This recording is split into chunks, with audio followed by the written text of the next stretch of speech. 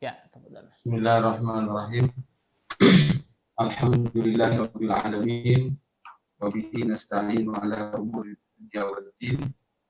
Wassalatu wassalamu ala asyrafil mursalin sayyidina wa habibina wa qudwatina Muhammadin wa ala alihi wa ashabihi ajma'in. Rabbi li sadri wa yassir li amri wahlul 'uqdatam min lisani yafqahu qawli ya fattah ya alim. Amma ba'd. Para alim, para ulama, para kesepuhan, dan semua yang ikut menyaksikan acara yang mulia ini, hamba Allah pilihan yang betul merindukan akan kebangkitan Islam, kebangkitan umat Islam yang sama-sama saya hormati dan semoga senantiasa dimuliakan Allah Subhanahu wa taala.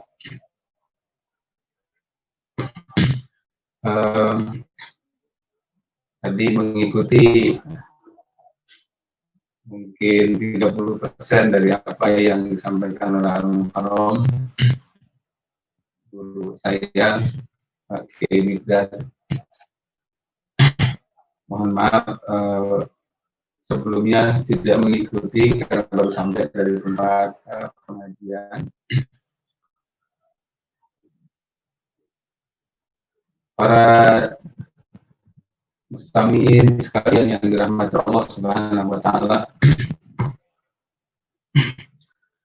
saya meyakini bahwa siapapun orang yang berakal dan menggunakan akalnya untuk berpikir pasti akan sampai kepada kesimpulan, karena khasiat daripada akal itu adalah idrakul masyahid. Jadi bisa mendeteksi, merasakan apa yang dilihat, didengar, sekaligus dirasakan. Sebuah fakta ketika akal itu digunakan akan didapati fakta betapa saat ini Indonesia dan dunia, ya, khususnya menimpa kaum muslimin, betul-betul sedang dalam keadaan terpuruk, dan mudah-mudahan keterpurukan ini adalah batas akhir sehingga ke depan terjadi perubahan. Para jemaah yang dirahmati Allah Subhanahu wa taala, keterpurukan itu dalam segala hal. Kalau saya terbiasa melihat satu keutuhan daripada ajaran Islam. Hari ini Islam bukan cuma ditinggalkan, bahkan oleh umat Islam sendiri, ya. Lebih dari itu, bahkan hari ini syariat Islam yang mulia, syariat Islam yang agung, ya, yang turun dari pencipta makhluk yang sejatinya akan bisa menata ini alam, itu sekarang bahkan di puncaknya, puncak keterpurukannya, syariat Islam hari ini dimusuhi, diperangi, dan dibenci. Masya Allah, sesat dada saya merasakan itu. Yang lain kemudian itu adalah efek, ya, ekonomi, sarut marut, segala macam persatuan umat Islam juga terpayak hari ini. Bahkan seperti kita tahu,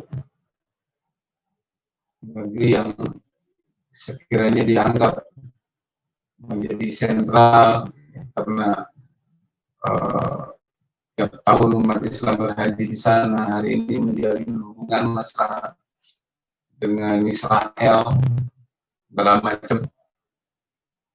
Itu efek ya dari tidak diterapkannya syariat Islam, syariat Allah, dan bahkan bukan hanya tidak diterapkan, tapi akan dimusuhi, dibenci, diperangi dengan berbagai cara. Berikutnya juga Masya Allah ya, apa namanya, harta umat Islam dirampok ya, nyawa dan darah bertumpah di mana-mana hari ini. Kemudian kemurtadan terjadi di mana-mana, kemaksiatan terjadi di mana-mana. Bagi orang yang berakal dan akalnya digunakan untuk berpikir ya, itu pasti akan mendapati perasaan yang sama, akan menemukan kesimpulan fakta yang sama, kondisinya seperti itu. Kecuali bagi mereka yang, maaf ya, bukan tidak berakal, tapi akalnya maghlub ya, tertutup, lebih banyak digunakan hanya untuk persoalan-persoalan sepele, persoalan-persoalan kecil, dan persoalan-persoalan yang sifatnya individu, pribadi, segala macam. Maka selama dia masih bisa makan, mungkin akan mengatakan hidup ini aman-aman saja. Selama anak istrinya masih bisa nyaman, ya, dia akan katakan hidup ini nyaman. Orang seperti ini memang akalnya tidak berfungsi, katakan gila kan terlalu ekstrim gitu, dan bukan tipikal daripada umatnya Rasulullah SAW yang seperti itu. Makanya ada hadis Nabi bersabda, la yu'minu ahadukum hatta yuhibba li akhihi ma yuhibbu li nafsihi. Tidak beriman sebelum kita dan siapapun gitu ya bisa mencintai saudaranya sebagaimana mencintai dirinya sendiri.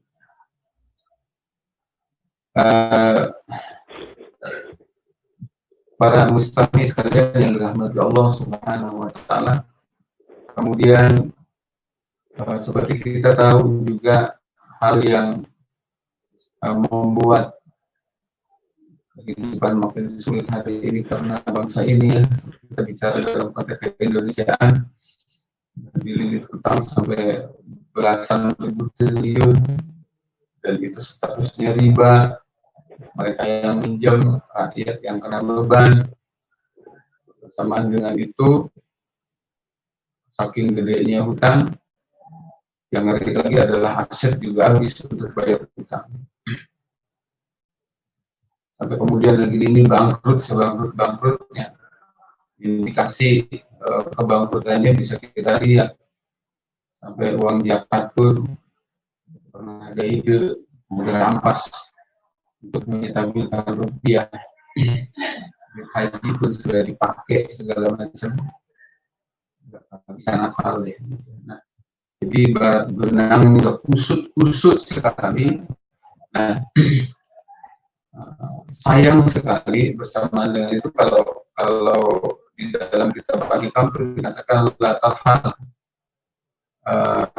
min kaunin ila kaunin kahimarin yasir al-makan alladhi irtahala ilaih wa al-makan alladhi irtahala minhu walakin irhal min al-aqwan ila al-mukawwin. Alih-alih mencari solusi agar bisa keluar dari problem yang melilit, yang menyulitkan ini, yang gelap ini, yang apa namanya, semua orang kena ya, segala macam. Alih-alih mencari solusi, mereka selalu solusinya itu dari akal ke akal, dari otak ke otak, dari konsep manusia ke konsep manusia. Bahkan manusia ini juga yang dipakai dari konsep manusia kafir. Ironis sekali gitu.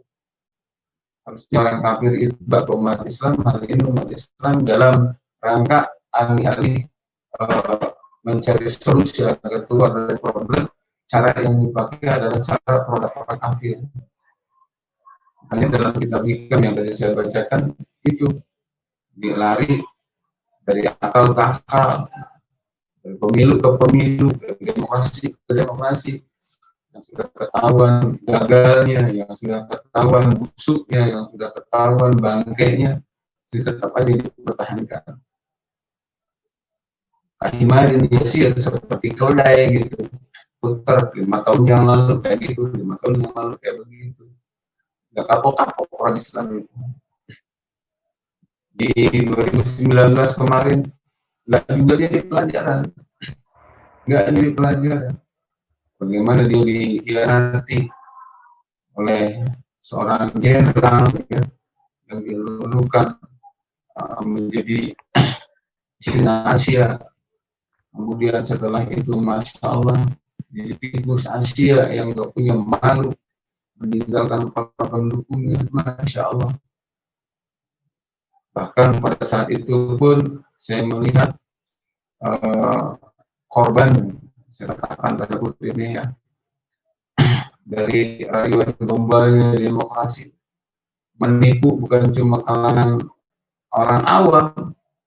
Bayangkan loh, istimewa ulama. Sekarang lagi rame lagi dengan sosok yang berbeda, yang intinya sih sama. Sosok ini dengan tokoh yang sebelumnya itu nggak pernah memberikan tawaran bahwa solusi itu adalah harus Islam, persis kayak keledai. Nah, Syekh Ibnu Athaillah mengatakan, walakin al-hal min al-akbar ila al-mukabbir. Sudah saatnya sampaikan solusi-solusi yang bersumber dari manusia, dari akal yang serba terbatas itu, apalagi dari akal orang kafir. Tinggalkan, saatnya kembali kepada solusi yang diturunkan oleh pemilik alam semesta ini, yang Allah Subhanahu wa Ta'ala. Berupa apa itu? Syariat Islam. Syariat Islam. Dan kita yakini syariat Islam akan bisa memecahkan dan menjawab seluruh problematika ini adalah cuma syariat Islam yang kafah, bukan yang parsial.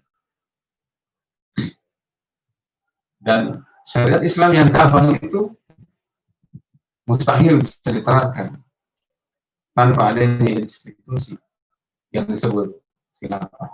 Kenapa saya katakan mustahil? Karena saya punya dasar keterangan di tafsir Ibnu Katsir itu, ketika Imam Ibnu Katsir mentafsirkan ayat waj'alni min ladunka sultanan nasira, ya, di mana Allah Subhanahu wa Ta'ala memerintahkan Nabi Muhammad agar minta kekuasaan dari Allah, kekuasaan yang menolong syariat yang kafah, akan menjaga kehidupan ini berjalan stabil, normal, sejahtera untuk semua, rahmat untuk semua. Itu disebutkan wakana Qatadah. Imam Qatadah di situ disebutkan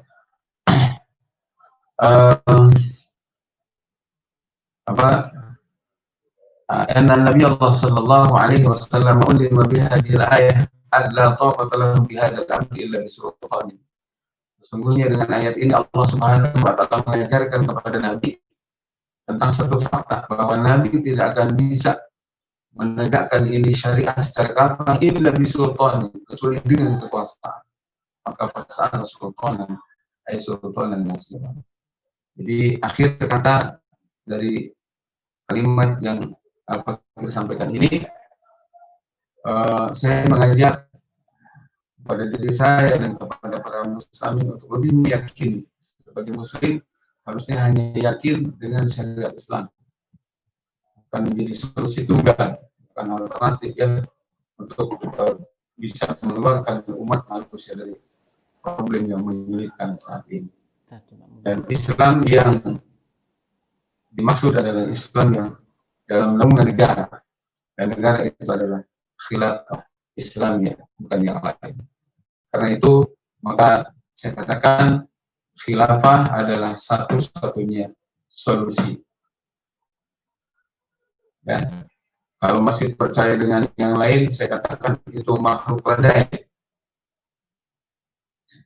Jadi, kalau ada yang intelektual menganggap selain khilafah sebagai solusi, maka itu adalah oknum intelektual ladai.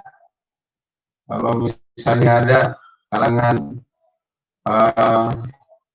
oknum, ya, saya tidak akan mengeneralisir santri, ustaz, kiai yang masih menganggap yang lain sebagai solusi, tidak pernah melihat khilafah sebagai solusi, karena khilafah akan menegakkan syariat Islam, maka masya Allah, itu Imam Ibnu Qayyim mengatakan itu ibarat keledai. Alhamdulillah, dari kita adalah hamba Allah yang berakal. Semoga apa yang kita sampaikan ini bermanfaat. Terima kasih. Assalamualaikum warahmatullahi wabarakatuh.